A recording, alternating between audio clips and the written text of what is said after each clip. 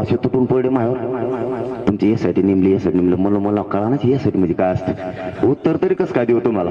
ते बधीर झाले काय करते माझ्याकडे उत्तरच नाही ज्या गोष्टीचं माहित नाही ते मला.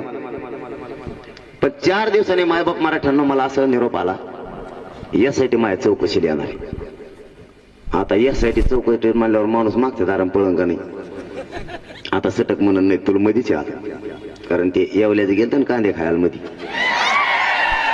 म्हणलं त्याच्यापेक्षा आपलं सटका मागून सटकन का नाही. समजा तुमच्या वैराग मध्ये भांडणं झाले बांधावून कशा आणि पोलिस तुम्हाला अटक करायला आली.